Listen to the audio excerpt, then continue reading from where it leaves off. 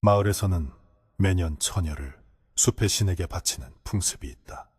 그러나 이번에 한 소녀가 여우를 찔러 죽이고 그 피를 핥으며 미소를 짓는다. 드러난 진실은 소름 끼친다.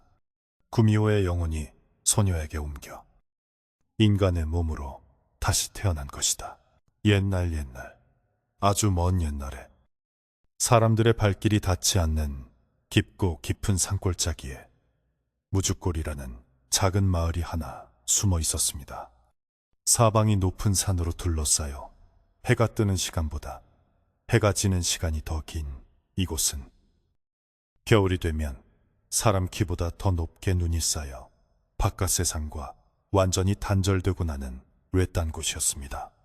바람이 산등성이를 타고 넘어올 때면 마치 짐승이 우는 듯한 소리가 들려왔고, 마을 사람들은 그 소리가 단순한 바람 소리가 아니라 이 산을 지배하는 주인이 내는 숨소리라고 믿으며 살았습니다. 그들은 산을 경외하면서도 두려워했는데, 그것은 산속 깊은 곳에 천년을 묵은 여우가 산신으로 자리 잡고 있다는 오래된 전설 때문이었습니다. 마을 사람들은 대대로 이 여우 산신을 모시며 살아왔는데, 그 모심이라는 것이 마냥 평화롭고 덕을 바라는 제사가 아니어서 문제였습니다. 전해 내려오는 이야기에 따르면 산신은 10년마다 한 번씩 마을의 처녀를 신부로 맞이해야만 노여움을 풀고 마을에 재앙을 내리지 않는다고 했습니다. 만약 제때 신부를 바치지 않으면 산사태가 일어나 마을을 덮치거나 원인 모를 역병이 돌 짐승과 사람이 시름시름 앓다 죽어나간다는 무서운 믿음이 뿌리 깊게 박혀 있었습니다. 그래서 무주골 사람들에게 10년이라는 시간은 축복의 주기가 아니라 누군가의 딸이 희생되어야만 하는 공포의 쳇바퀴와도 같았습니다. 어느덧 약속된 10년이 흘러 다시금 산신제를 올려야 할 해가 돌아왔고, 마을의 공기는 눈에 띄게 무거워지기 시작했습니다. 촌장을 비롯한 마을의 어른들은 회관에 모여 쑥덕거렸고, 딸을 가진 부모들은 혹여나 자신의 아이가 지목될까봐 대문 밖 출입조차 삼가게 하며 숨죽여 지냈습니다. 그의 겨울은 유난히 일찍 찾아왔는데, 첫눈이 내리기도 전에 설이 내린 들판은 꽁꽁 얼어붙었고, 산새들도 자취를 감추어 마을은 쥐 죽은 듯 고요했습니다. 밤마다 뒷산에서 여우 울음소리가 구슬프게 들려올 때면 어머니들은 아이들의 귀를 막으며 이불 속으로 깊이 파고들었습니다. 이 마을의 가장자리, 산과 맞닿은 외딴 집에는 연화라는 이름의 처녀가 늙고 병든 아버지를 모시며 살고 있었는데, 그녀는 마을에서 가장 곱고 얌전하기로 소문이 자자했습니다. 연화는 어릴 적 어머니를 여의고 아버지의 수발을 들며 자랐기에 또래보다 생각이 깊고 말수가 적었으며, 그녀의 눈망울은 깊은 산속 옹달샘처럼 맑으면서도 어딘가 모르게 서늘한 기운을 담고 있었습니다. 그녀는 낮에는 밭에 나가 일을 하고 밤에는 잿바느질하며 가난한 살림을 꾸려나갔는데, 마을 사람들은 그런 연화를 기특하게 여기면서도 그녀의 너무나도 희고 창백한 피부를 볼 때면 왠지 모를 서늘함을 느끼곤 했습니다. 산신제를 주관할 만신 할머니가 마을에 들어선 날, 마을 사람들은 모두 숨을 죽이고 그녀의 입만을 바라보았습니다. 쭈글쭈글한 얼굴에 짙은 화장을 한 만신은 마을 어귀에 들어서자마자 킁킁거리는 소리를 내며 냄새를 맡더니 이내 묘한 웃음을 흘리며 지팡이를 휘둘렀습니다. 그녀는 마을의 정기가 예전 같지 않다며 혀를 차더니 이번에 산신께서 원하시는 신부는 아주 특별한 기운을 가진 아이여야만 마을이 무사할 것이라고 엄포를 놓았습니다. 그 말이 떨어지자마자 딸을 가진 부모들의 얼굴은 사색이 되었고, 저마다 마음속으로 제발 우리 집만은 아니기를 간절히 빌고 또 빌었습니다. 운명의 밤, 마을 한가운데 마련된 제단 앞에는 시뻘건 장작불이 타오르고 있었고, 만신 할머니는 방울을 흔들며 춤을 추기 시작했습니다. 징소리와 북소리가 밤하늘을 찢을 듯 울려 퍼지는 가운데 만신의 몸짓은 점점 더 격렬해졌고 그녀의 입에서는 알아들을 수 없는 주문들이 쏟아져 나왔습니다. 마을 사람들은 공포와 긴장감에 휩싸여 꿀꺽침을 삼키며 그 광경을 지켜보았는데 한참을 돌던 만신이 갑자기 멈춰서더니 칼끝으로 마을의 가장자리, 즉 연화의 집이 있는 방향을 정확히 가리켰습니다. 순간 웅성거리던 사람들의 소리가 뚝 끊기고 정적이 흘렀습니다. 이번에 산신께 시집갈 아이는 김노인네 딸 연화로다. 만신의 날카로운 목소리가 밤하늘에 울려 퍼지자 연화의 아버지는 그 자리에 주저앉으며 오열하기 시작했습니다. 그는 불편한 다리를 이끌고 기어가 만신의 바짓가랑이를 잡고 애원했습니다. 제발, 제발 우리 연화만은 안 됩니다. 저 아이 없이는 나는 하루도 살 수 없습니다. 차라리 늙은 나를 데려가시오. 아버지의 절규는 처절했지만 만신은 차갑게 그를 내려다보며 고개를 저을 뿐이었습니다. 산신의 뜻은 거역할 수 없으며 이를 어길 시 마을 전체가 몰살당할 것이라는 서슬퍼런 경고만이 돌아왔습니다. 마을 사람들은 김노인의 슬픔을 안타까워하면서도 내심 자신의 딸이 선택되지 않았다는 사실에 안도의 한숨을 내쉬었습니다. 그들은 김노인을 위로하는 척하며 다가와 등을 두드렸지만 그들의 눈빛 속에는 다행이다라는 이기적인 안도감이 스쳐 지나갔습니다. 누군가는 희생되어야만 했고 그 희생양으로 부모도 없고 힘도 없는 연화가 선택된 것은 어쩌면 마을 사람들에게는 가장 편안한 결말이었을지도 모릅니다. 촌장은 엄숙한 표정으로 김노인에게 다가와 이것은 마을을 위한 숭고한 희생이라며 연화를 잘 설득하여 준비시키라고 짐짓 점잖은 척 명령했습니다. 그 소란스러운 현장에 정작 당사자인 연화가 모습을 드러냈을 때 사람들은 그녀의 표정을 보고 다시 한번 놀라지 않을 수 없었습니다. 아버지가 땅을 치며 통곡하는 와중에도 연화는 마치 남의 일을 구경하듯 담담한 표정으로 서 있었기 때문입니다. 그녀는 흐트러진 옷매무새 하나 없이 단정한 모습으로 다가와 울부짖는 아버지를 일으켜 세우며 나직한 목소리로 말했습니다. 아버지, 일어나세요. 이것이 저의 운명이라면 피하지 않겠습니다. 그녀의 목소리에는 떨림이 없었고 오히려 체념을 넘어선 기묘한 결의마저 느껴졌습니다. 혼례이자 장례가 될 날짜가 정해지자 마을 여자들은 연화의 집으로 몰려와 혼례 준비를 돕기 시작했습니다. 말이 좋아 혼례 준비지. 사실상 산 사람을 제물로 바치기 위한 단장이었기에 집안의 분위기는 무겁게 가라앉아 있었습니다. 여자들은 붉은 비단으로 신부의 옷을 지으면서도 차마 연화의 눈을 똑바로 쳐다보지 못했습니다. 그녀가 입을 옷은 눈밭에서 눈에 잘 띄도록 피피처럼 붉은색이었는데 바느질하는 여인들의 손끝이 덜덜 떨려 바늘에 찔리는 일이 다반사였습니다. 하지만 연화는 묵묵히 자신의 옷을 짓는 모습을 지켜보며 간혹 희미한 미소를 지어 보였습니다. 연화의 아버지는 식음을 전폐하고 방 안에 틀어박혀 며칠을 보냈습니다. 그는 딸을 살리기 위해 밤중에 몰래 도망칠 계획도 세워보았지만 마을 어귀마다 건장한 청년들이 불침번을 서며 감시하고 있다는 사실을 알고는 절망했습니다. 마을 사람들은 혹여나 연화가 도망쳐 산신의 노여움을 살까봐 철저하게 그들을 감시했던 것입니다. 아버지는 앙상하게 마른 손으로 딸의 손을 잡고 하염없이 눈물만 흘렸습니다. 미안하다. 이 못난 애비를 용서해라. 내가 너를 지키지 못하는구나. 아버지의 눈물은 연화의 손등을 타고 흘러내렸지만 연화는 그저 아버지의 거친 손을 어루만질 뿐이었습니다. 연화는 자신의 방에서 조용히 짐을 정리했습니다. 산으로 올라가면 다시는 돌아올 수 없다는 것을 알기에 그녀가 챙길 수 있는 것은 그리 많지 않았습니다. 어머니가 남겨주신 낡은 빗 하나와 작은 손거울, 그리고 평소 아끼던 자수주머니가 전부였습니다.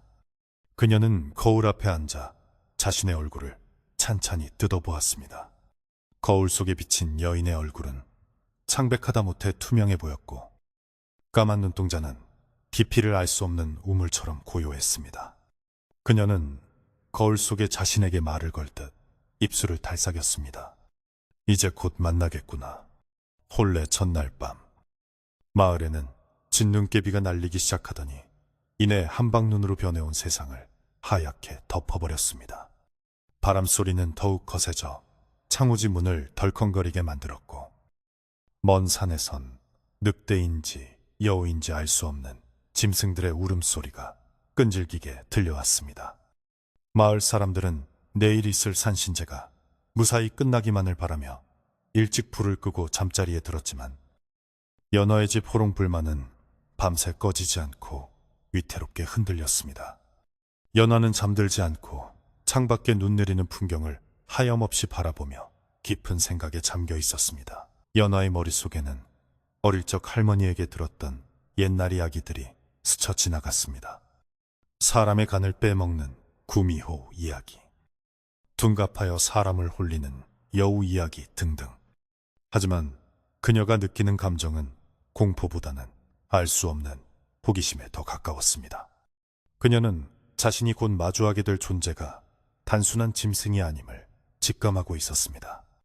마을 사람들이 두려워하는 그 산신이라는 존재가 과연 어떤 모습으로 자신을 맞이할지, 그녀는 두려움 너머의 기묘한 기대감을 가슴 한구석에 품고 있었습니다. 그것은 평생을 산골 마을에 갇혀 살아온 여인이 가질 수 있는 유일한 일탈이자 파멸을 향한 동경이었습니다. 새벽녘이 가까워오자 눈발은 더욱 굵어졌고, 세상은 온통 흰색과 검은색으로만 나누어진 듯 했습니다. 연화는 자리에서 일어나 정갈하게 세수를 하고 머리를 빗었습니다. 찬빗으로 머리카락을 한 올 한 올 빗어내릴 때마다 그녀의 마음도 차분하게 가라앉았습니다. 그녀는 아버지가 깨지 않도록 조심스럽게 방을 나와 부엌으로 갔습니다. 그리고 아버지가 드실 마지막 밥상을 차리기 시작했습니다. 따뜻한 밥 한 그릇이라도 지어드리고 떠나고 싶은 딸의 마지막 효심이었습니다. 부엌 아궁이에서 타오르는 불빛이 연화의 얼굴을 붉게 물들였습니다. 밥 짓는 냄새가 고소하게 퍼질 무렵 방문이 열리고 붓한 눈에 아버지가 나왔습니다. 그는 밥상을 차리는 딸의 뒷모습을 보며 억장이 무너지는 듯한 고통을 느꼈습니다. 연화야, 그냥 우리 같이 죽자. 산신이고 뭐고 다 필요 없다. 네가 없는데 내가 살아서 무엇하겠느냐. 아버지는 딸의 어깨를 잡고 흐느꼈지만 연화는 부드럽게 아버지의 손을 떼어내며 말했습니다. 아버지, 제가 가면 마을도 살고 아버지도 편안해지실 거예요. 저를 위해 기도해 주세요. 저는 괜찮습니다. 그녀의 단호한 태도에 아버지는 더 이상 말을 잇지 못하고 바닥에 주저앉았습니다.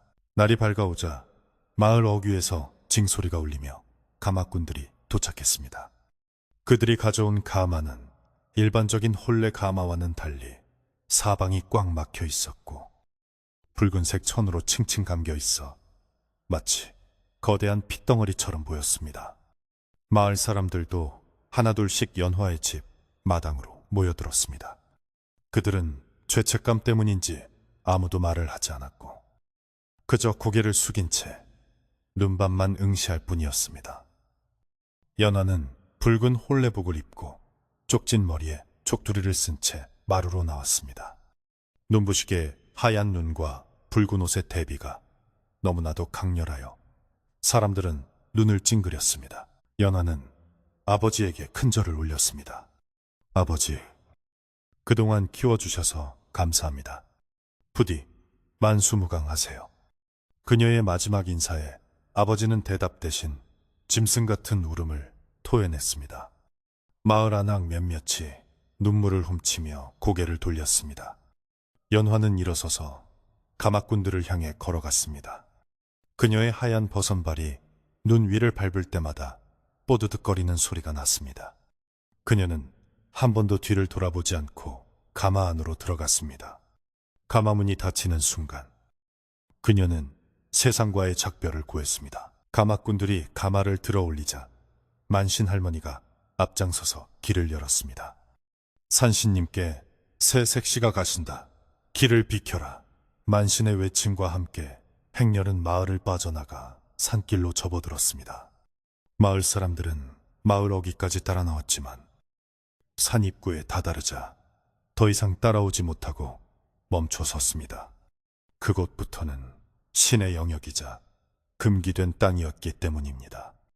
오직 만신과 가마꾼들만이 가파른 산길을 오르기 시작했습니다. 눈보라가 그들의 앞길을 막아서듯 거세게 몰아쳤습니다. 산길은 험하고 가팔랐습니다. 가마꾼들은 거친 숨을 몰아쉬며 미끄러운 눈길을 한 발 한 발 내디뎠습니다. 가마 안의 연화는 흔들리는 가마 속에서도 자세를 흐트러뜨리지 않고 곧게 앉아 있었습니다. 그녀의 손에는 어머니의 유품인 작은 손거울이 꼭 쥐어져 있었습니다. 산중턱을 넘어서자 안개인지 구름인지 모를 희뿌연 연기가 자욱하게 깔리기 시작했고 주변의 나무들은 마치 살아있는 괴물처럼 기괴하게 비틀린 모습으로 그들을 내려다보고 있었습니다. 한참을 올랐을까. 마침내 산 정상 부근에 위치한 낡은 사당이 모습을 드러냈습니다. 기둥은 칠이 벗겨져 흉물스러웠고 지붕에는 이끼와 눈이 뒤엉켜 세월의 무게를 짐작게 했습니다. 이곳이 바로 산신에게 제물을 바치는 장소이자 연화가 첫날 밤을 보내야 할 신방이었습니다. 만신은 사당 앞에 멈춰서서 가마를 내려놓으라고 손짓했습니다. 쿵 하는 소리와 함께 가마가 땅에 닿았고 사위는 다시금 무거운 정적에 휩싸였습니다. 가마꾼들은 서둘러 도망치듯 산을 내려갈 채비를 했습니다. 그들은 이곳에 오래 머물러서는 안 된다는 것을 본능적으로 알고 있었습니다. 만신 할머니가 가마문을 열며 연화에게 내리라는 신호를 보냈습니다. 연화가 가마 밖으로 나오자 차가운 산바람이 그녀의 뺨을 때렸습니다. 그녀는 고개를 들어 낡은 사당을 바라보았습니다. 그곳의 어둠 속에서 무언가가 자신을 응시하고 있다는 느낌이 강하게 들었습니다. 이제 곧 모든 것이 시작될 것이었습니다. 마을 사람들은 안도하며 따뜻한 아랫목으로 돌아가겠지만 연화는 홀로 이 차가운 산꼭대기에 남겨져 알 수 없는 운명과 마주해야 했습니다. 그녀는 입고 있던 붉은 치맛자락을 단단히 쥐었습니다. 그녀의 눈빛은 두려움으로 흔들리기보다는 마치 사냥감을 앞에 둔 사냥꾼처럼 차갑게 가라앉아 있었습니다. 산신을 기다리는 신부의 눈이라기엔 너무나도 기이하고 서늘한 빛이었습니다. 가마꾼들의 발자국 소리가 눈 밟는 소리와 함께 산 아래로 멀어져 가고 만신 할머니의 방울 소리마저 바람결에 흩어져 들리지 않게 되자 산 꼭대기에는 완벽한 정막만이 남았습니다. 연화는 홀로 낡은 사당 앞에 서서 자신의 하얀 입김이 허공으로 흩어지는 것을 바라보았습니다. 방금 전까지 사람들의 숨소리와 부산스러운 움직임이 있었던 자리는 이제 차가운 바람과 앙상한 나뭇가지들의 흔들림으로만 채워져 있었습니다. 그녀는 문득 어젯밤 떠나기 직전에 자신의 방으로 몰래 찾아왔던 만신 할머니와의 은밀했던 대화를 떠올렸습니다. 그 기억은 지금 이 순간 그녀가 무너지지 않고 버틸 수 있는 유일한 동아줄과도 같았습니다. 어젯밤 마을 전체가 잠든 깊은 시각에 연화의 방문이 소리 없이 열렸습니다. 촛불 심지를 돋우며 잠 못 들던 연화는 문틈으로 들어오는 찬바람에 고개를 돌렸고 그곳에는 낮에 보았던 화려하고 무서운 모습과는 사뭇 다른 그저 늙고 지친 노파의 얼굴을 한 만신이 서 있었습니다. 할머니는 쭈글쭈글한 손으로 문을 조심스럽게 닫으며 방 안으로 들어왔습니다. 그녀의 몸에서는 짙은 향냄새와 함께 묘한 비린내가 섞여났는데 그것은 평생을 신과 귀신 사이에서 줄타기하며 살아온 사람만이 풍길 수 있는 독특한 채취였습니다. 연화는 놀라지 않고 조용히 자리에서 일어나 아랫목을 내어드렸습니다. 만신 할머니는 한참 동안 말없이 연화의 얼굴을 뚫어져라 쳐다보았습니다. 그 눈빛에는 연민과 죄책감, 그리고 알 수 없는 기대감이 뒤섞여 있었습니다. 침묵을 깬 것은 할머니의 거친 목소리였습니다. 원망스럽지 않으냐? 제 살 길 찾겠다고 너를 사지로 내몬 마을 사람들이, 그리고 너를 지목한 내가 밉지 않으냔 말이다. 할머니의 질문은 날카로웠지만 연화는 고개를 저으며 담담하게 대답했습니다. 누군가는 가야 할 길이었습니다. 그것이 저일 뿐입니다. 원망한다고 해서 달라질 것은 없지 않습니까? 그녀의 대답에 할머니는 깊은 한숨을 내쉬며 품속에서 무언가를 주섬주섬 꺼냈습니다. 할머니가 꺼낸 것은 낡은 비단 천에 쌓여있는 작은 물건이었습니다. 천을 한꺼풀씩 벗겨내자 촛불빛을 받아 서늘하게 반짝이는 은장도 하나가 모습을 드러냈습니다. 손잡이에는 정교한 매화무늬가 조각되어 있었고 칼집은 세월의 흔적으로 인해 거무튀튀하게 변색되어 있었지만 그 안에 숨겨진 날만은 시퍼렇게 살아있었습니다. 만신 할머니는 그 은장도를 연화의 손에 쥐어주며 아주 낮은 목소리로 속삭였습니다. 이것을 품에 지니고 가거라. 이것은 네가 스스로 목숨을 끊으라고 주는 것이 아니다. 너를 지키라고 주는 것이다. 연화는 차가운 금속의 감촉을 손바닥으로 느끼며 할머니를 바라보았습니다. 할머니는 연화의 귀에 입을 가까이 대고 더욱 은밀하게 말을 이었습니다. 잘 듣거라. 산신이라고 불리는 그놈은 여우다. 천년을 묵어 사람의 흉내를 내고 사람의 말을 하며 사람의 마음을 꿰뚫어보는 영물이지. 하지만 놈이 진정으로 탐하는 것은 여인의 고운 살결이 아니라 공포에 질려 파르라니 떨고 있는 사람의 혼이다. 할머니의 말 한마디 한마디가 연화의 가슴 속에 박혔습니다. 놈은 네가 두려워하면 할수록 더 강해지고 네가 약한 마음을 먹을수록 너를 더 쉽게 집어삼킬 것이다. 그러니 정신을 똑바로 차려야 한다. 놈이 아무리 달콤한 말로 너를 현혹하고 무서운 형상으로 너를 겁박하더라도 절대 눈을 피하지 마라. 그리고 결정적인 순간 놈이 방심하여 너의 목덜미를 노릴 때 망설이지 말고 이 칼을 써야 한다. 만신 할머니의 눈빛이 매섭게 빛났습니다. 여우는 의심이 많지만 동시에 자신의 힘을 과신하는 오만함이 있다. 그 오만함이 놈의 빈틈이 될 것이다. 네가 살아서 돌아온다면 그것은 기적이 될 것이고 죽는다면 마을의 운명도 거기까지인 게지. 할머니는 마치 유언을 남기듯 비장하게 말을 맺었습니다.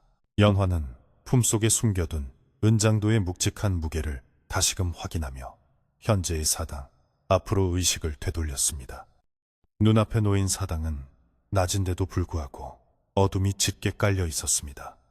문짝은 바람에 덜컹거리며 기분 나쁜 소리를 냈고 처마 밑에는 거미줄이 겹겹이 쳐져 있어 오랫동안 사람의 손길이 닿지 않았음을 보여주었습니다. 사당 안에서는 퀴퀴한 곰팡이 냄새와 함께 짐승의 배설물 냄새 같은 것이 희미하게 풍겨나왔습니다. 보통의 처녀라면 비명을 지르며 주저앉았겠지만 연화는 입술을 굳게 다물고 천천히 사당의 문을 열었습니다. 끼익! 녹슨 경첩이 비명을 지르며 문이 열리자 사당 내부의 모습이 드러났습니다. 안은 텅 비어 있었지만 한가운데에는 기이하게도 붉은 방석 하나가 덩그러니 놓여 있었습니다.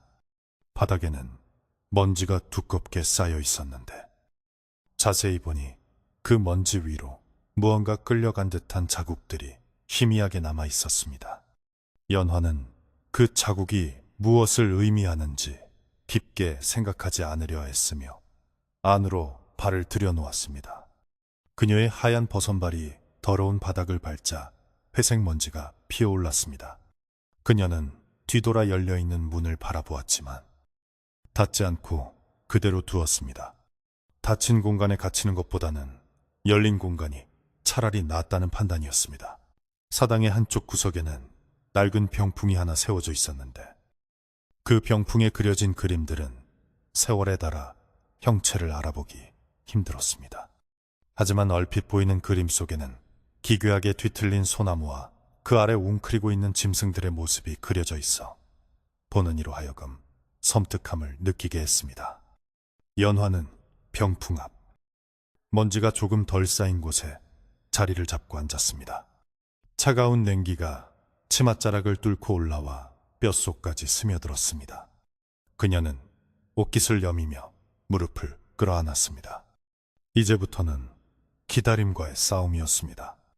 해가 지고 달이 뜨면 그 존재가 나타날 것입니다. 시간은 더디게 흘러갔습니다. 산속의 해는 짧아 어느새 사위가 어둑어둑해지기 시작했습니다. 어둠이 내려앉자 산의 공기는 더욱 차가워졌고 바람 소리는 더욱 날카로워졌습니다. 사당 밖 숲에서는 이름 모를 산새들의 울음소리가 끊이지 않았고 간혹 나뭇가지가 부러지는 소리가 들릴 때마다 연화의 심장은 쿵쿵거렸습니다. 하지만 그녀는 놀란 가슴을 쓸어내리며 만신 할머니의 말을 되새겼습니다. 두려워하면 진다. 공포가 나를 삼키게 둬선 안 된다.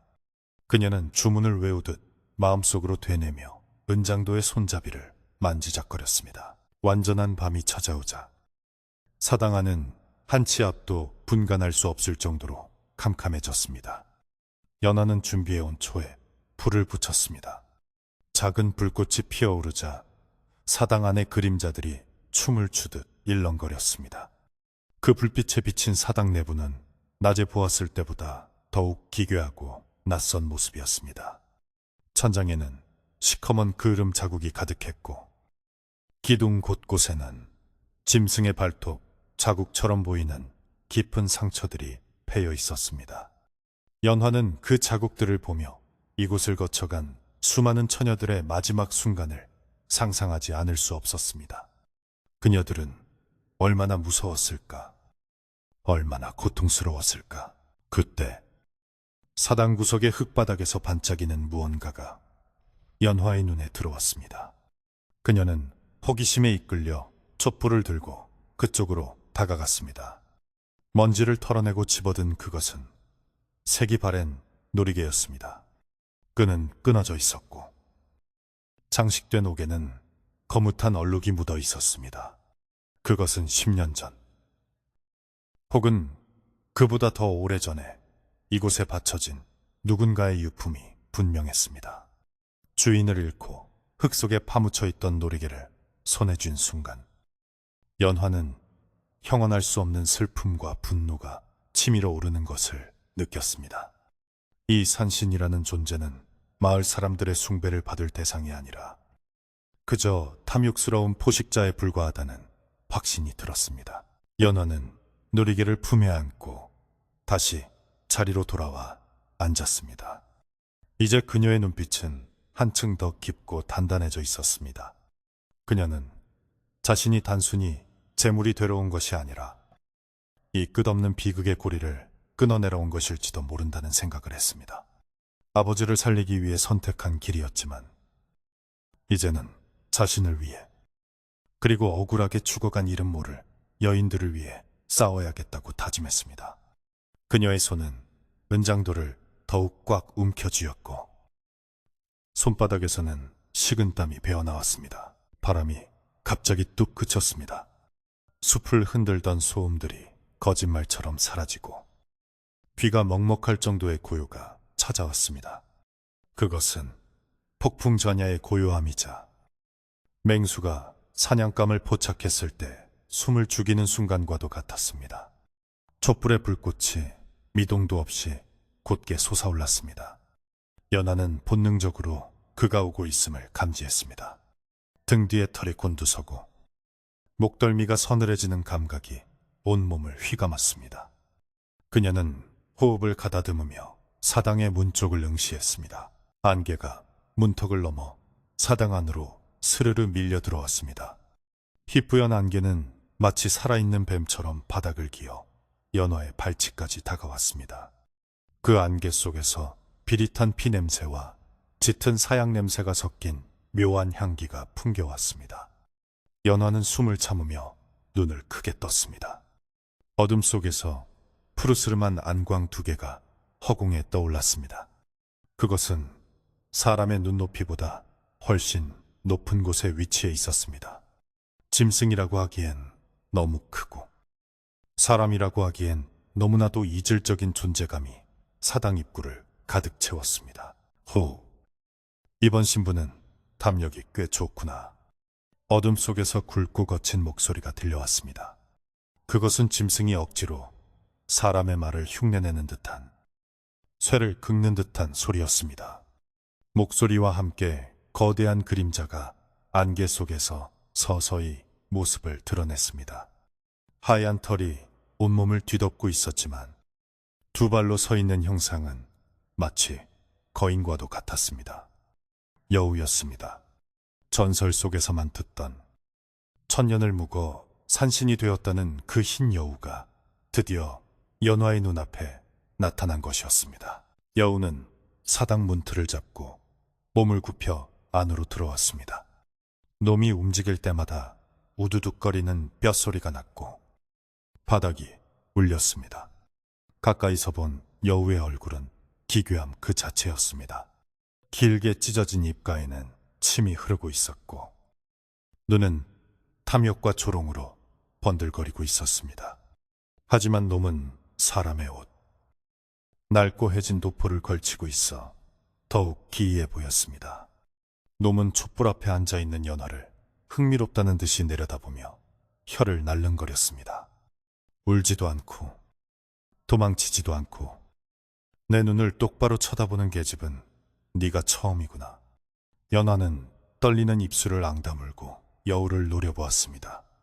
공포가 쓰나미처럼 밀려왔지만 그녀는 필사적으로 정신을 붙잡았습니다. 여기서 기절하거나 비명을 지르면 끝장이었습니다. 그녀는 최대한 침착한 목소리로 말했습니다. 제가 당신의 신부입니까? 그녀의 당돌한 질문에 여우는 낄낄거리며 웃음을 터뜨렸습니다. 그 웃음소리는 사당 안을 울리며 연화의 고막을 찢을 듯 했습니다. 신부라. 그렇지. 사람들이 그렇게 부르더냐. 나의 허기를 채워주고 나의 무료함을 달래줄 장난감이 제 발로 걸어왔으니 신부라 불러줄 수도 있겠구나. 여우는 긴 손톱이 달린 손을 뻗어 연화의 뺨을 쓰다듬었습니다. 차갑고 거친 털의 감촉에 연화는 저도 모르게 움찔했지만 피하지는 않았습니다. 여우는 그런 연화의 반응을 즐기는 듯 했습니다. 냄새가 좋구나. 맑고 깨끗한 피 냄새야. 네 안에 깃든 영혼도 아주 먹음직스러워 보여. 여우의 눈이 붉게 빛났습니다. 놈은 서두르지 않았습니다. 이미 도간에 든 쥐나 다름없는 연화를 천천히 맛보고 즐기려는 듯 여유롭게 주위를 맴돌며 압박해왔습니다. 연화는 옷 속에서 은장도를 쥔 손에 힘을 주었습니다. 아직은 때가 아니었습니다. 여우는 아직 경계를 풀지 않고 있었고 거리는 너무 멀었습니다. 만신 할머니의 말대로 놈이 방심하는 결정적인 순간 단 한 번의 기회를 노려야 했습니다. 여우는 사당 안을 천천히 걸으며 연화가 주워놓은 놀이개를 발로 툭 찼습니다. 저것의 주인은 참 시끄러웠지. 살려달라고 어찌나 애원을 하던지 목을 물어뜯어 조용히 시킬 수밖에 없었어. 여우는 잔인한 옛 이야기를 아무렇지 않게 떠벌리며 연화의 공포심을 자극하려 했습니다. 너는 다르기를 바란다. 나의 긴 밤을 즐겁게 해다오. 여우가 다시 연화에게 다가왔습니다. 이번에는 거리가 훨씬 가까웠습니다. 놈의 입에서 나오는 역겨운 입김이 연화의 얼굴에 닿았습니다. 연화는 고개를 들어 여우의 눈을 정면으로 응시했습니다. 그녀의 눈빛에는 두려움 뒤에 숨겨진 서늘한 살기가 서려 있었습니다. 저도 당신이 다르기를 바랍니다. 연화의 말에 여우가 잠시 멈칫했습니다. 예상치 못한 대답에 놈의 눈썹이 꿈틀거렸습니다. 사당 밖에서는 다시 바람이 불기 시작했습니다. 나뭇가지들이 창호지 문을 긁어대며 스산한 소리를 냈습니다. 사당 안의 촛불이 바람에 크게 흔들리며 꺼질 듯 말 듯 위태로웠습니다. 그림자가 춤을 추며 여우의 얼굴을 더욱 악귀처럼 보이게 만들었습니다. 연화와 여우, 둘 사이의 팽팽한 긴장감이 사당 안을 가득 채웠습니다. 이것은 단순한 만남이 아니라 목숨을 건 수싸움의 시작이었습니다. 밤은 이제 막 시작되었고 이 산속의 주인과 재물 사이의 기묘한 첫날 밤은 아무도 예상하지 못한 방향으로 흐르고 있었습니다. 여우가 다시 입을 열려던 찰나 사당의 낡은 문이 바람에 쾅 하고 닫혔습니다. 닫힌 문틈 사이로 바깥 세상과는 완전히 단절된 오로지 둘만의 공간이 만들어졌습니다. 여우는 닫힌 문을 힐끗 보더니 비릿한 미소를 지으며 연화에게로 몸을 숙였습니다. 이제 도망칠 곳은 없었습니다. 연화는 숨을 죽이고 다가오는 거대한 그림자를 받아들일 준비를 했습니다. 그녀의 품속, 차가운 칼날만이 그녀의 뜨거운 심장 박동을 느끼고 있었습니다.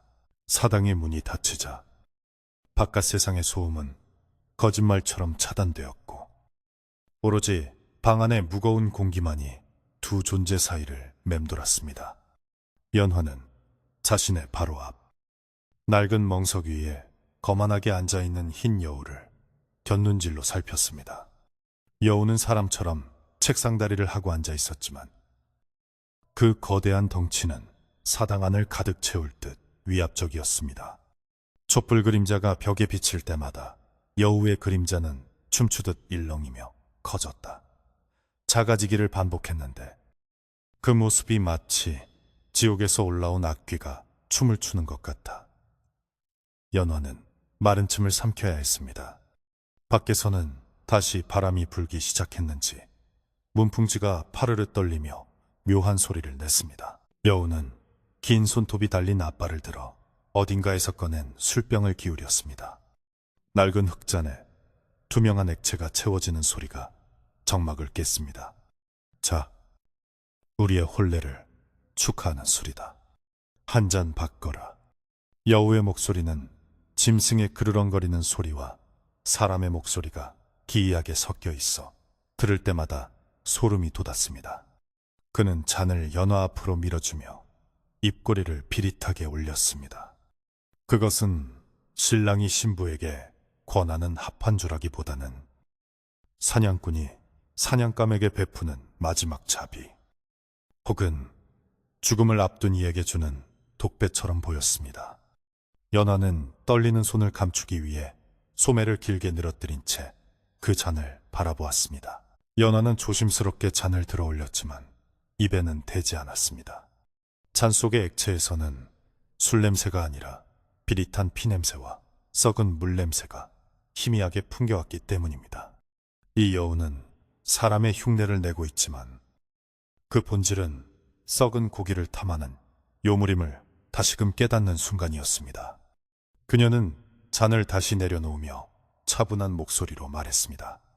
신랑께서 먼저 드시지요. 저는 아직 목이 마르지 않습니다. 연하의 당돌한 거절에 여우의 눈썹이 꿈틀했습니다. 감히 산신의 호의를 거절하는 인간은 지금껏 없었기 때문일 것입니다. 여우는 잠시 침묵하더니 이내 낄낄거리며 잔을 들어 단숨에 들이켰습니다.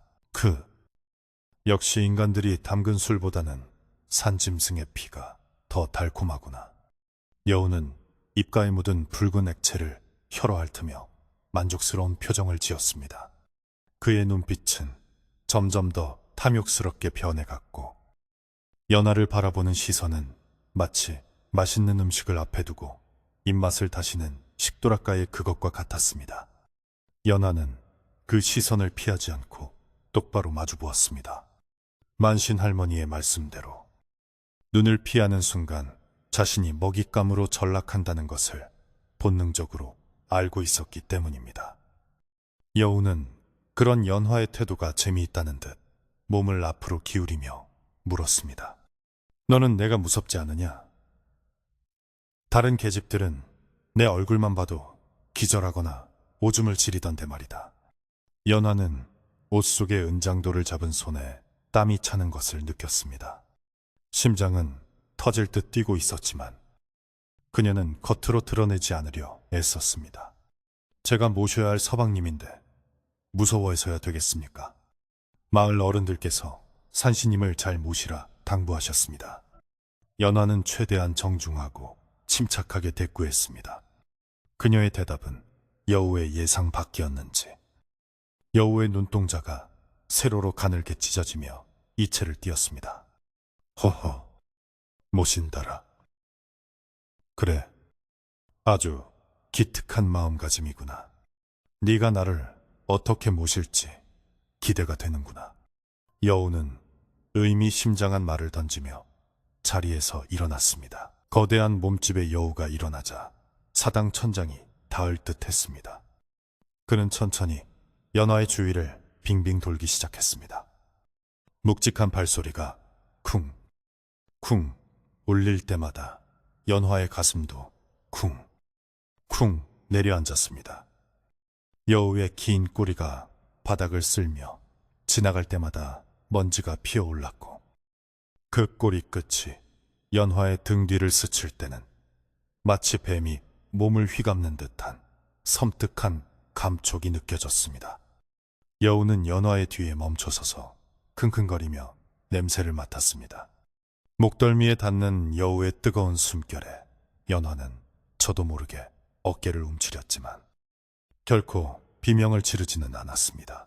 네 몸에서는 아주 맑은 향기가 나는구나. 마치 갓 피어난 연꽃 같기도 하고 깊은 산속의 이슬 같기도 해. 여우가 속삭이는 말은 칭찬처럼 들렸지만 그 속에 담긴 뜻은 명백한 식욕이었습니다. 여우의 손톱이 연화의 머리카락을 타고 내려와 어깨를 감쌌습니다.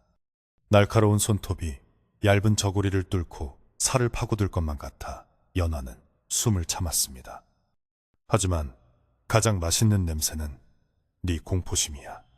겉으로는 태연한 척하지만 내 속은 두려움으로 진동하고 있구나. 그 떨림이 나를 더욱 허기지게 만든다. 여우는 연화의 마음을 꿰뚫어 보고 있었습니다. 여우의 말대로였습니다. 연화는 두려웠습니다. 당장이라도 도망치고 싶었고 이 끔찍한 괴물 앞에서 벗어나고 싶었습니다. 하지만 도망칠 곳은 없었습니다. 사당문은 굳게 닫혀 있었고 밖은 눈보라가 치는 깊은 산속이었습니다. 여기서 등을 보이고 도망친다면 여우는 사냥놀이를 즐기듯 자신을 쫓아와 갈기갈기 찢어밟힐 것이 뻔했습니다. 살기 위해서는 이 괴물과 마주해야 했고 그가 방심할 때까지 버텨야 했습니다. 연화는 호흡을 가다듬으며 다시 한번 마음을 다잡았습니다. 나는 죽으러 온 것이 아니다. 살러 왔다. 그때 사당 안의 분위기가 기묘하게 변하기 시작했습니다.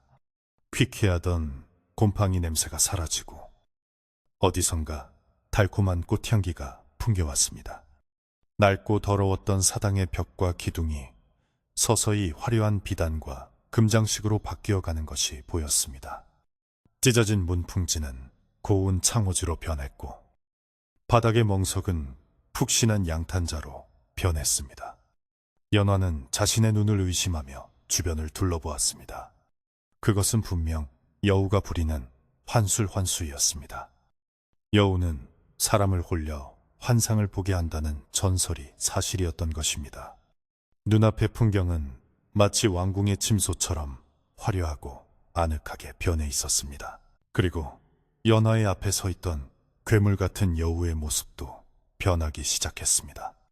거친 털과 흉측한 주둥이가 사라지고 그 자리에는 펀칠한 키에 준수한 외모를 지닌 젊은 선비가 서 있었습니다.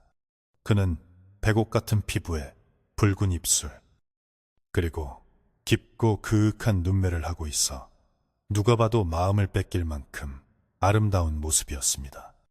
그가 입고 있는 옷 또한 낡은 도포가 아니라 고급스러운 비단 두루마기였습니다. 변한 모습의 여우는 부드러운 미소를 지으며 연화에게 손을 내밀었습니다. 이리 오시오. 부인, 차가운 바닥에 앉아있지 말고 따뜻한 이불 위로 오시오. 목소리마저 감미롭게 변해 있었습니다. 쇠를 긁는 듯한 소리는 온데간데 없고 봄바람처럼 부드러운 목소리가 연화의 귓가를 간지럽혔습니다. 만약 연화가 평범한 처녀였다면, 아니 여우에 대한 경계심이 조금이라도 느슨해졌다면 이 환상의 소가 넘어갔을지도 모릅니다. 흉측한 괴물보다는 잘생긴 선비에게 안기는 것이 덜 끔찍할 테니까요. 하지만 연화는 알고 있었습니다. 저 아름다운 껍데기 속에 굶주린 짐승이 숨어 있다는 것을. 그녀는 내민 손을 잡는 대신 차가운 눈빛으로 그를 뚫어지게 바라보았습니다. 산신님, 어찌하여 거짓된 모습으로 저를 시험하십니까? 연화의 차가운 일갈에 아름다운 선비의 표정이 일그러졌습니다. 제 눈에는 화려한 비단도 고운 도포도 보이지 않습니다. 그저 낡은 사당과 당신의 본 모습만이 보일 뿐입니다. 연화는 환수를 꿰뚫어 보는 척하며 대담하게 말했습니다. 사실 그녀의 눈에도 환상은 보이고 있었지만 마음의 눈으로 진실을 보려 했으며 거짓을 말한 것이었습니다. 이 말은 여우의 자존심을 건드리기에 충분했습니다. 자신의 완벽한 환술이 한낱 인간 계집에게 통하지 않는다는 사실에 여우는 당황했습니다. 호, 네 눈이 보통 눈이 아니로구나. 선비의 모습이 흐릿해지더니 다시 거대한 여우의 형상이 드러났습니다. 화려했던 방 안의 풍경도 순식간에 사라지고 다시 춥고 더러운 사당의 모습으로 돌아왔습니다. 환술이 깨지자 여우는 짜증 섞인 표정으로 콧김을 뿜어냈습니다. 재미없군. 보통 계집들은 이 모습에 홀딱 반해서 제 발로 옷을 벗고 품에 안기던데 말이야. 너는 참으로 까다로운 신부로다. 여우는 투덜거리며 다시 연화의 곁으로 다가앉았습니다. 이제 장난은 끝이라는 듯 그의 태도는 더욱 노골적이고 거칠어졌습니다. 그래, 환상은 집어치우자. 어차피 뱃속으로 들어가면 다 똑같은 고기 덩어리일 뿐이니. 여우가 본색을 드러내며 으르렁거렸습니다. 그는 더 이상 점잖은 척하지 않았습니다. 입가에서는 다시 침이 흘러내렸고 날카로운 이빨이 촛불빛에 번뜩였습니다. 나는 배가 고프다. 10년을 기다린 허기는 네가 상상하는 것 이상이야. 네 살점 하나하나 뼈 마디마디를 씹어 삼킬 생각을 하니 벌써부터 온몸이 짜릿하구나. 여우의 눈은 이제 완전한 핏빛으로 변해 있었습니다. 그는 이제 연화를 신부가 아닌 잘 차려진 밥상으로 보고 있었습니다. 여우는 거대한 손을 뻗어 연화의 어깨를 낚아챘습니다. 악력은 엄청났고 연화는 뼈가 부서지는 듯한 고통을 느꼈습니다. 하지만 비명을 지르면 지는 것이라는 생각에 입술을 깨물며 고통을 참아냈습니다. 여우는 연화를 바닥에 눕히고 그 위로 올라탔습니다. 묵직한 무게감이 연화의 온몸을 짓눌렀습니다. 꼼짝달싹 할 수 없는 상황. 여우의 냄새나는 주둥이가 연화의 목덜미 가까이 다가왔습니다. 뜨겁고 축축한 혀가 연화의 턱선을 훑고 지나갔습니다. 떨어라, 비명을 질러라. 제발 살려달라고 빌어라. 여우가 연화의 얼굴 바로 앞에서 소리쳤습니다. 침이 연화의 얼굴로 튀었습니다.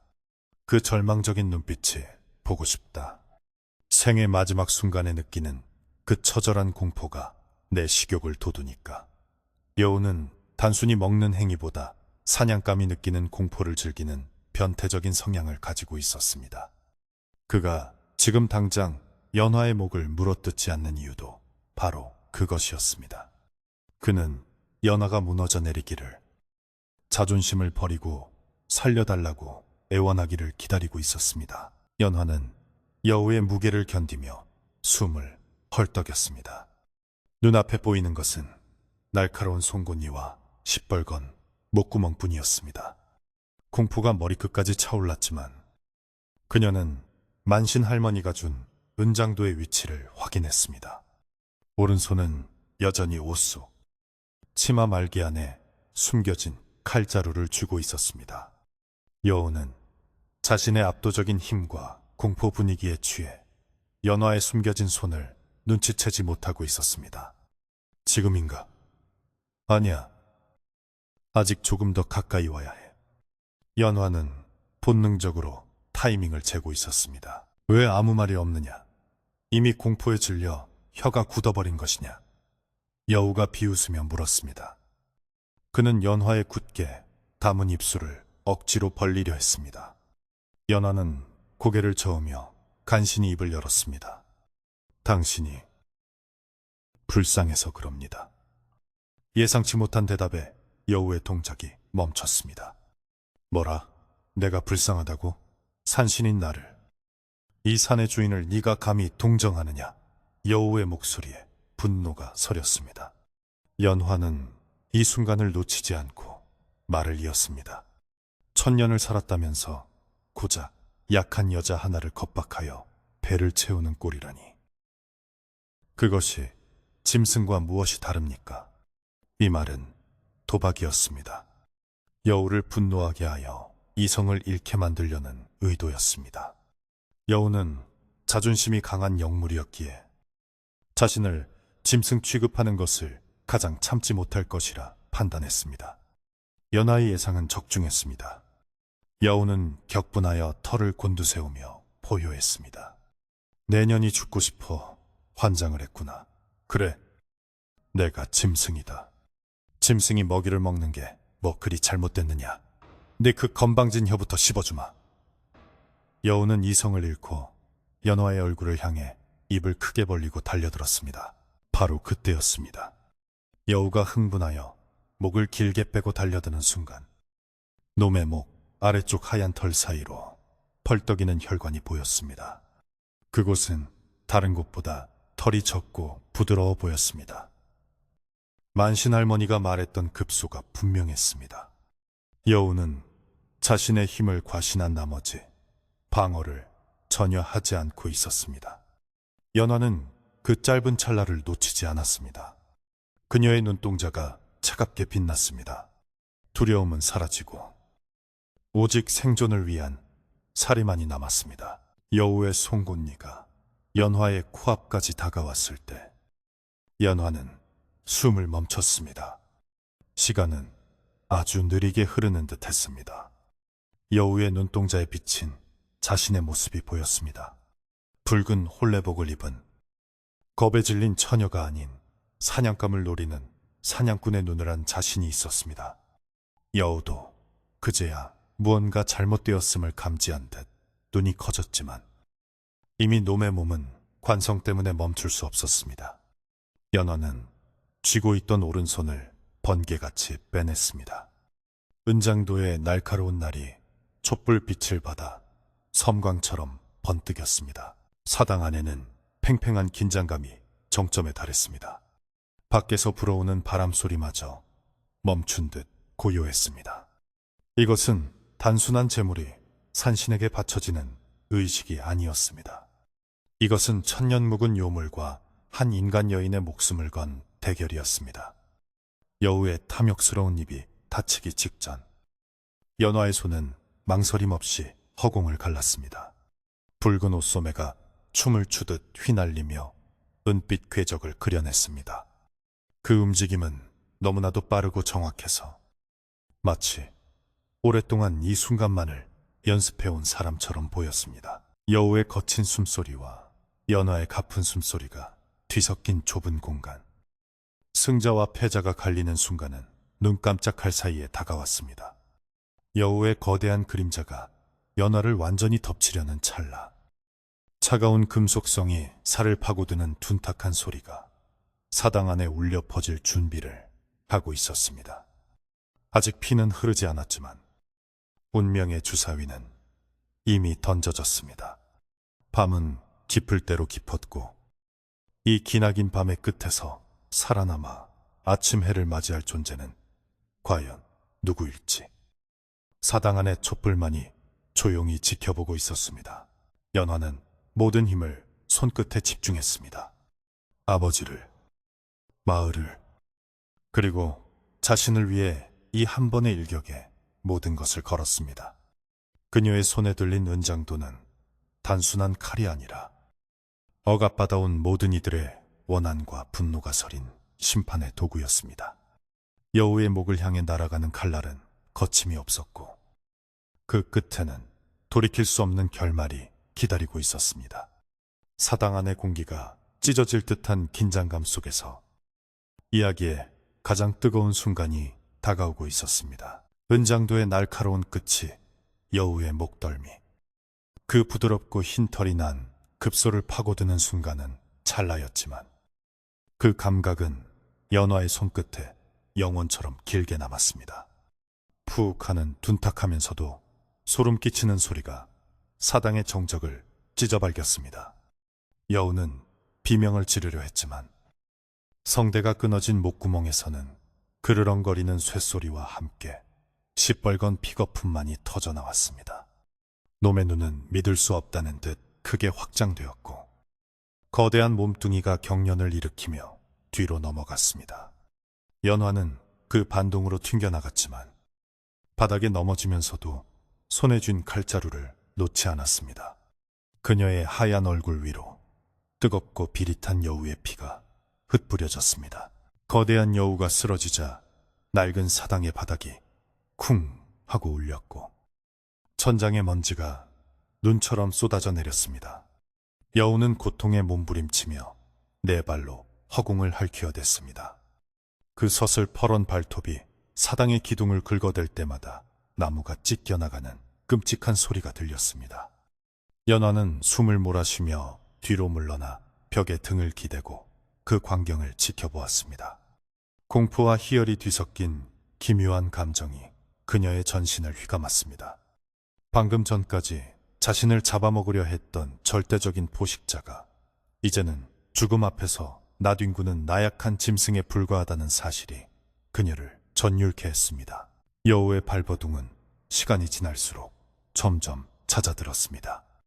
목에서 뿜어져 나온 피가 바닥의 멍석을 적시고 사당의 낮은 곳으로 흘러내려 웅덩이를 이루었습니다.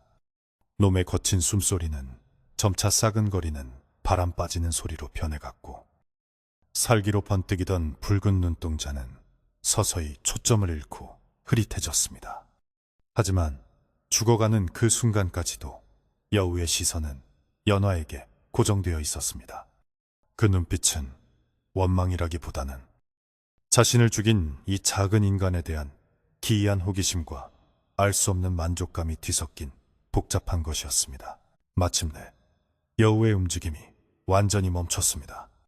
마지막 숨을 뱉어내며 거대한 몸이 축 늘어지자 사당 안에는 다시금 무거운 침묵이 찾아왔습니다. 촛불은 여전히 일렁이고 있었지만 그 불빛 아래 비친 풍경은 돌이킬 수 없이 변해버렸습니다. 연화는 떨리는 다리를 지탱하며 천천히 자리에서 일어났습니다. 그녀의 붉은 치맛자락은 놈의 피를 머금어 더욱 검붉게 물들어 있었습니다. 그녀는 조심스럽게 여우의 사체 쪽으로 다가갔습니다. 혹시나 놈이 다시 일어나 달려들지 않을까 하는 경계심에 칼을 앞세운 채 한 발 한 발 내디뎠습니다. 하지만 여우는 미동도 하지 않았습니다. 천년을 살았다던 산신의 최후는 허망하리만큼 조용했습니다. 연화는 여우의 머리맡에 쭈그리고 앉아 죽은 자의 얼굴을 들여다보았습니다. 기괴하게 일그러져 있던 짐승의 표정은 죽음과 함께 묘하게 평온해져 있었습니다. 연화는 홀린 듯 손을 뻗어 아직 온기가 남아있는 여우의 털을 쓰다듬었습니다. 거칠 것만 같았던 털은 의외로 비단처럼 부드러웠습니다. 그 감촉이 손바닥에 닿자 연화의 마음속 깊은 곳에서 알 수 없는 충동이 솟구쳐 올랐습니다. 그것은 두려움이 사라진 자리에 들어찬 텅 빈 공허를 채우려는 굶주림과도 같은 욕망이었습니다. 연화의 시선이 여우의 목에서 흘러나오는 붉은 피에 머물렀습니다. 촛불빛을 받은 선혈은 마치 살아있는 보석처럼 영롱하게 빛나고 있었습니다. 보통의 사람이라면 역겨움을 느끼고 고개를 돌렸을 테지만 연화는 눈을 떼지 못했습니다. 만신 할머니가 했던 말이 귓가에 맴돌았습니다. 여우는 사람의 혼을 탐한다. 그렇다면 여우를 죽인 자는 무엇을 얻는가? 연화는 무언가에 홀린 듯 검지손가락을 뻗어 바닥에 고인 피를 찍었습니다. 끈적하고 따뜻한 액체가 손가락 끝에 맺혔습니다. 그녀는 천천히, 아주 천천히 피 묻은 손가락을 입가로 가져갔습니다. 그리고 망설임 없이 입술 사이로 집어넣고 혀로 그 맛을 보았습니다. 비릿한 쇠맛이 입안 가득 퍼졌지만 연화는 찡그리지 않았습니다. 오히려 그 맛 뒤에 숨겨진 달콤하고 강렬한 기운이 식도를 타고 내려가 온몸으로 퍼지는 것을 느꼈습니다. 그것은 단순한 피가 아니었습니다. 1000년 동안 산을 지배하며 쌓아온 영물링후의 정기징치, 놈이 삼켰던 수많은 생명의 힘이 응축된 액체였습니다. 아! 연화 입에서 낮은 탄성이 흘러나왔습니다. 피를 삼키는 순간 그녀의 몸속에서 뜨거운 열기가 소용돌이치기 시작했습니다. 추위와 공포로 얼어붙었던 몸이 순식간에 달아오르고 지쳐있던 정신이 맑아지다 못해 예리하게 깨어났습니다. 마치 새로운 생명이 혈관을 타고 흐르는 듯한 감각이었습니다. 연화는 눈을 감고 그 기운을 음미했습니다. 그녀의 머릿속으로 여우의 기억들이 파노라마처럼 스쳐 지나갔습니다. 눈 덮인 산을 질주하던 기억, 인간들을 내려다보며 비웃던 기억, 그리고 수많은 재물을 탐하던 기억들. 그 모든 것이 이제 연화의 것이 되었습니다. 다시 눈을 떴을 때 연화의 눈동자는 예전과 달라져 있었습니다. 맑고 순수했던 검은 눈동자, 깊은 곳에 여우가 지녔던 그 요사스럽고 푸른 안광이 희미하게 서려 있었습니다. 그녀는 더 이상 희생양으로 끌려온 가련한 처녀가 아니었습니다. 산신을 죽이고 그 힘을 취한 새로운 주인이 탄생하는 순간이었습니다. 연화는 입가에 묻은 피를 손등으로 쓱 닦아내며 묘한 미소를 지었습니다. 입꼬리가 기이하게 말려 올라간 그 미소는 죽은 여우가 자주 짓던 그 비릿한 웃음과 꼭 닮아 있었습니다. 연화는 자리에서 일어나 옷매무새를 다듬기 시작했습니다. 피로 얼룩진 붉은 홀레복은 이제 그녀의 승리를 증명하는 전리품처럼 보였습니다. 그녀는 헝클어진 머리를 다시 곱게 빗어 넘기고 흐트러진 족두리를 바로 썼습니다. 거울은 없었지만 그녀는 자신이 지금 얼마나 아름답고 위험한 모습일지 본능적으로 알 수 있었습니다. 그녀는 바닥에 떨어진 은장도를 주워들었습니다. 여우의 피가 말라붙은 칼날을 치맛자락에 쓱쓱 문지르며 그녀는 마치 소중한 보물을 다루듯 칼을 다시 품속 깊이 갈무리했습니다. 사당 안의 공기도 바뀌었습니다. 퀴퀴하던 곰팡이 냄새와 비린내는 사라지고 대신 진하고 매혹적인 향기가 감돌기 시작했습니다. 그것은 여우가 사람을 홀릴 때 풍기던 그 향기였습니다. 연화가 움직일 때마다 그 향기는 더욱 짙어져 사당 안을 가득 채웠습니다. 그녀는 죽은 여우의 사체를 발로 툭 건드려 보았습니다. 이제는 그저 커다란 털뭉치에 불과한 껍데기일 뿐이었습니다. 고맙습니다.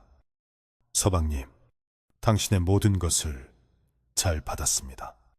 연화는 나직하게 중얼거리며 죽은 신랑에게 마지막 인사를 건넸습니다. 이제 남은 것은 뒷정리였습니다. 연화는 사당 구석에 있는 낡은 빗자루를 찾아들었습니다. 그리고 바닥에 흥건한 빗자국을 흙으로 덮고 쓸어내기 시작했습니다. 그녀의 손놀림은 침착하고 빨랐습니다. 마치 어질러진 방을 치우는 주부처럼. 그녀는 끔찍한 사륙의 현장을 아무렇지 않게 정리해 나갔습니다. 여우의 사체는 힘겹게 끌어다가 사당 한쪽 구석, 병풍 뒤 보이지 않는 곳으로 밀어 넣었습니다. 병풍을 다시 세우자 감쪽같이 가려져 겉으로 보기에는 아무 일도 없었던 것처럼 보였습니다. 어느덧 사당 밖은 어둠이 걷히고 희미하게 여명이 밝아오고 있었습니다. 밤새도록 몰아치던 눈보라도 잦아들고 바람도 잠잠해졌습니다. 연화는 빗자루를 내려놓고 사당문 앞으로 걸어갔습니다. 문틈으로 새어 들어오는 새벽빛이 그녀의 얼굴을 비췄습니다. 창백했던 그녀의 뺨에는 붉은 혈색이 돌고 있었고 입술은 앵두처럼 붉었습니다. 그녀는 밤사이 완전히 다른 존재로 다시 태어난 것입니다. 그녀는 문고리를 잡고 잠시 숨을 골랐습니다. 이제 문을 열고 나가면 그녀를 기다리는 세상이 있을 것입니다. 끼익. 밤새 닫혀있던 사당문이 열리고 차갑지만 상쾌한 새벽 공기가 밀려 들어왔습니다. 연화는 가슴을 활짝 펴고 깊게 숨을 들이마셨습니다. 배부 깊숙이 들어오는 산의 정기가 더 이상 낯설지 않았습니다. 마치 자신의 집에 돌아온 듯 편안하게 느껴졌습니다. 발 아래로 펼쳐진 산맥들은 구름에 쌓여 신비로워 보였고 멀리 보이는 마을은 아주 작고 하찮은 장난감처럼 느껴졌습니다. 그녀는 산 아래를 내려다보며 생각했습니다. 이제 저 마을은 나의 것이다. 연화는 천천히 사당 밖으로 걸어 나왔습니다. 밤새 쌓인 눈 위에는 아무런 발자국도 없었습니다. 그녀는 하얀 눈밭 위에 자신의 첫 발자국을 찍었습니다. 뽀드득 소리가 유난히 크게 들렸습니다. 그녀는 하늘을 올려다보았습니다. 구름 사이로 붉은 태양이 솟아오르고 있었습니다. 그 태양빛을 받으며 연화는 다시 한번 기묘한 미소를 지었습니다. 그녀의 그림자가 눈밭 위로 길게 드리워졌는데 그 그림자의 모양이 사람의 것이라기보다는 꼬리가 달린 짐승의 형상처럼 일렁거리는 듯 했습니다. 산 아래 마을에서는 아침을 준비하는 연기가 피어오르고 있었습니다. 사람들은 밤새 산쪽을 바라보며 두려움에 떨었을 것입니다. 혹시나 산신의 노여움을 사지 않았을까? 재물은 무사히 바쳐졌을까 걱정하며 잠을 설쳤을 것입니다. 하지만 이제 걱정할 필요가 없었습니다. 산신은 죽었고 더 강력하고 새로운 주인이 탄생했으니까요. 연화는 마을을 향해 천천히 발걸음을 옮기기 시작했습니다. 그녀의 발걸음은 가볍고 경쾌했습니다. 마치 개선 장군이 자신의 영지로 귀환하는 듯한 당당함이 서려 있었습니다. 내려가는 길은 올라올 때보다 훨씬 수월했습니다. 험한 산길도 미끄러운 눈길도 그녀에겐 아무런 장애가 되지 않았습니다. 산짐승들이 그녀의 기척을 느끼고 길을 비켜주는 듯 했습니다. 숲속의 나무들도 가지를 숙여 그녀에게 경의를 표하는 것 같았습니다. 연화는 숲의 주인처럼 여유롭게 산을 내려갔습니다. 그녀의 머릿속에는 앞으로 마을에서 해야 할 일들이 하나둘씩 그려지고 있었습니다. 아버지를 살리고 자신을 사지로 내몬 사람들을 굽어보며 이 마을을 자신의 뜻대로 다스릴 계획들이었습니다. 마을 어귀에 다다랐을 때 가장 먼저 그녀를 발견한 것은 밤새 불침번을 서던 청년들이었습니다. 그들은 산에서 내려오는 붉은 형상을 보고 귀신이라도 본 듯 놀라 자빠졌습니다. 사람이 내려온다. 붉은 옷을 입은 여자가 내려와 청년들의 외침에 마을 사람들이 하나둘씩 밖으로 뛰쳐나왔습니다. 그들은 믿을 수 없다는 표정으로 연화를 바라보았습니다. 산신에게 바쳐진 재물이 살아서 그것도 제 발로 걸어서 내려온 것은 마을 역사상 전례가 없는 일이었기 때문입니다. 연화는 놀란 토끼 눈을 한 마을 사람들 사이를 유유히 걸어 지나갔습니다. 그녀의 표정은 온화했지만 눈빛에는 범접할 수 없는 위험이 서려 있어 아무도 감히 말을 걸지 못했습니다. 사람들은 홍에 갈라지듯 길을 터주었고 그 길 끝에는 촌장과 만신 할머니가 서 있었습니다. 촌장은 입을 딱 벌린 채 말을 잇지 못했고 만신 할머니는 지팡이를 짚은 손을 부들부들 떨며 연화를 응시했습니다. 만신은 연화에게서 나는 냄새를 맡고 있었던 것입니다. 그것은 사람의 냄새가 아니라 비릿하고 강력한 짐승의 냄새였습니다. 연화는 만신 할머니 앞에서 걸음을 멈췄습니다. 그리고 고개를 숙여 정중하게 하지만 어딘가 조롱 섞인 어조로 인사했습니다. 할머니, 다녀왔습니다. 산신님께서 저를 아주 흡족해 하셔서 마을에 복을 내리시겠다며 저를 다시 돌려보내셨습니다. 연화의 목소리는 맑고 또렷하게 마을 전체에 울려 퍼졌습니다. 그 말에 마을 사람들은 환호성을 질렀지만 만신 할머니만은 공포에 질린 눈으로 뒷걸음질 쳤습니다. 할머니는 알고 있었습니다. 눈앞에 서 있는 것이 겉모습만 연화일 뿐 그 속에는 다른 무언가가 들어앉아 있다는 것을. 연화는 만신 할머니의 반응을 즐기듯 싱긋 웃어 보이고는 자신의 집으로 발걸음을 옮겼습니다. 아버지, 제가 왔어요.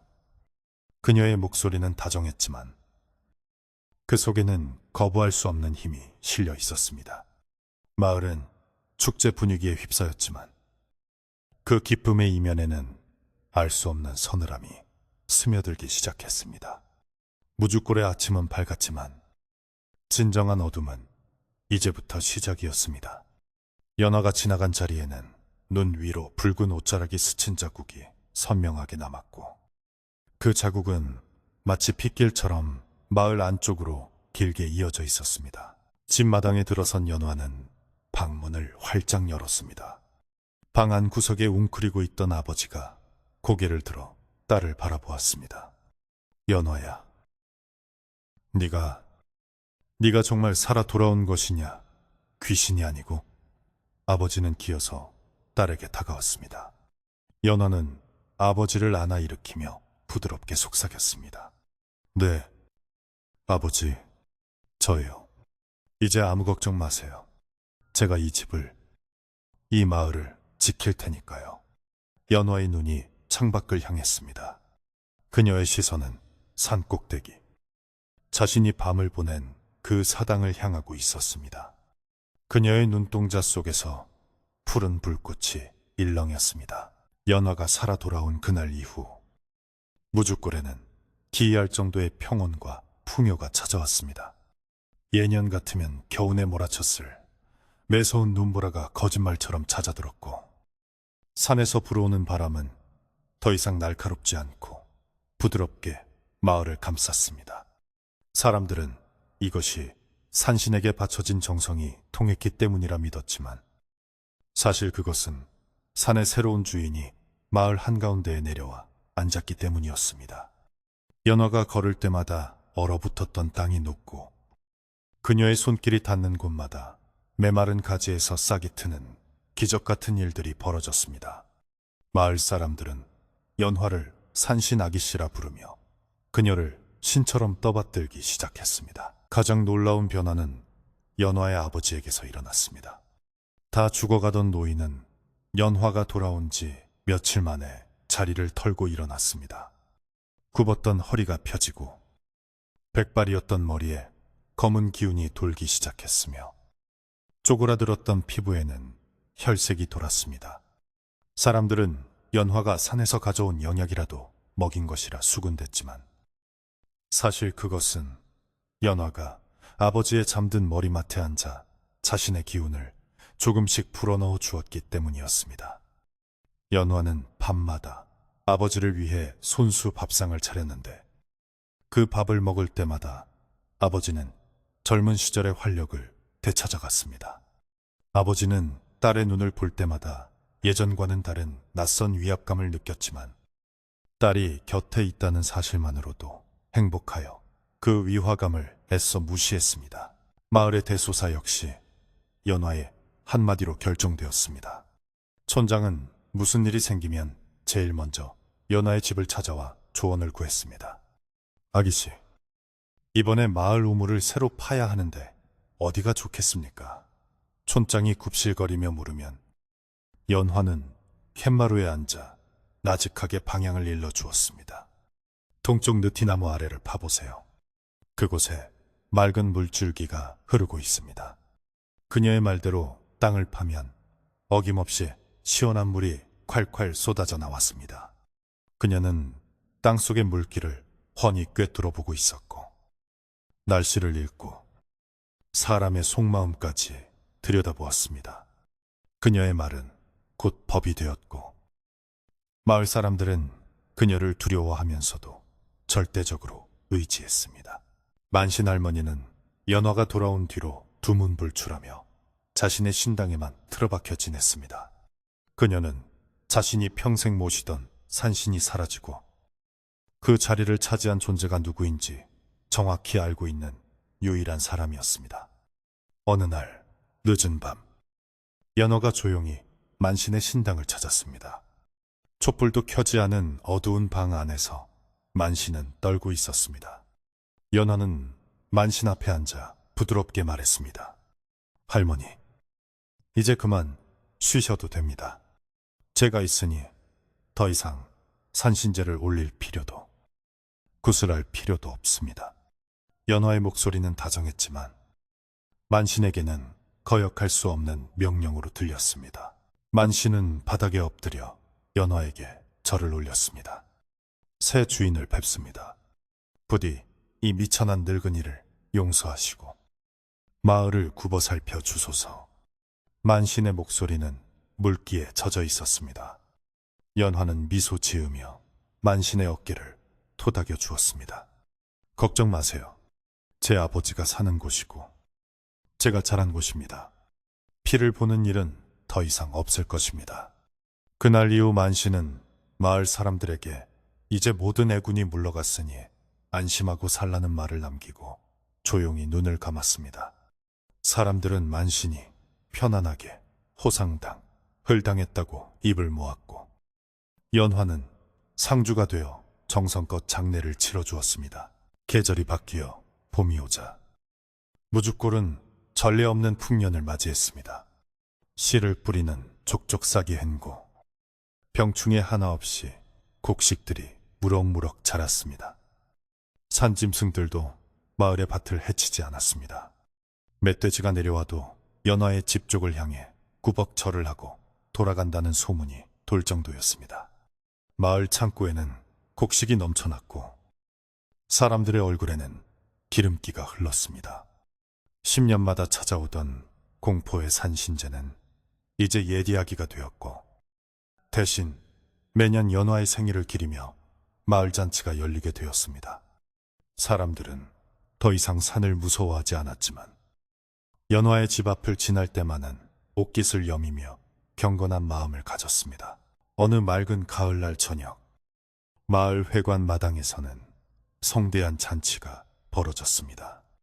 추수를 감사하고 연화의 공덕을 기리기 위해 마을 사람들이 십시일반 음식을 장만해 모인 자리였습니다. 가마솥에서는 하얀 쌀밥이 고소한 김을 내뿜으며 지어지고 있었고 한쪽에서는 돼지를 잡아 삶는 냄새가 진동했습니다. 갓 버무린 겉절이와 노릇하게 구운 전들이 소반 위에 가득 차려졌습니다. 마을 사람들은 둥글게 모여 앉아 술잔을 기울이며 껄껄 웃었습니다. 이게 다 우리 연화 아기씨 덕분이지. 그렇고 말고 연화는 상석에 앉아 그 모습을 지켜보았습니다.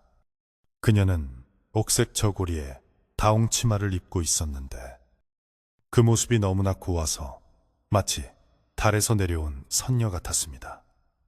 촌장이 술을 가득 따라 올리며 말했습니다. 아기씨, 한 잔 받으십시오. 우리 마을의 은인이십니다. 연화는 우아하게 잔을 받아 조금 마시는 신입을 했습니다. 술이 목을 타고 넘어가자 옛날 사당에서 마셨던 그 붉은 피의 기억이 스쳐 지나갔지만 그녀는 이내 평온한 미소로 그 기억을 덮었습니다. 이제 그녀에게 필요한 것은 사람들의 숭배와 평화로운 일상이었습니다. 그것만으로도 그녀 안의 여우는 충분히 만족하고 있었습니다. 잔치는 밤늦도록 이어졌습니다. 풍물패가 꽹과리와 징을 치며 흥을 돋우었고 사람들은 어깨춤을 추며 즐거워했습니다. 아이들은 배가 불러 엄마 무릎을 베고 잠이 들었고 노인들은 따뜻한 술기운에 취해 옛날 이야기를 나누었습니다. 연화의 아버지도 사람들 틈에 섞여 막걸리 사발을 들고 행복하게 웃고 있었습니다. 연화는 아버지가 저렇게 환하게 웃는 모습을 참으로 오랜만에 보았습니다. 그녀는 자신의 선택이 틀리지 않았음을, 그날 밤에 끔찍했던 기억을 감내할 가치가 있었음을 다시 한번 확인했습니다. 밤이 깊어지자 사람들은 하나둘씩 집으로 돌아갔습니다. 아기씨도 조심히 들어가십시오. 편히 주무십시오. 마을 사람들의 인사를 뒤로하고 연화도 아버지의 손을 잡고 집으로 향했습니다. 하늘에는 보름달이 휘영청 밝게 떠서 시골길을 환하게 비추고 있었습니다. 달빛을 받은 연화의 그림자가 길게 늘어졌습니다. 술에 취한 아버지는 딸의 손을 꼭 잡고 흥얼거렸습니다. 우리 연화, 세상에서 제일 예쁜 우리 딸. 이제 좋은 신랑만 만나면 여한이 없겠구나. 연화는 아버지의 말에 소리 없이 웃었습니다. 그녀에게 더 이상의 신랑은 필요 없었습니다. 그녀는 이미 스스로 완전한 존재가 되었으니까요. 집에 도착한 연화는 아버지를 안방 아랫목에 눕혀드리고 이불을 덮어주었습니다. 아버지는 금세 코를 골며 깊은 잠에 빠졌습니다. 연화는 잠시 아버지의 자는 얼굴을 들여다보다가 조용히 방을 나와 캔마루에 앉았습니다. 밤 공기는 차가웠지만 그녀는 추위를 느끼지 못했습니다.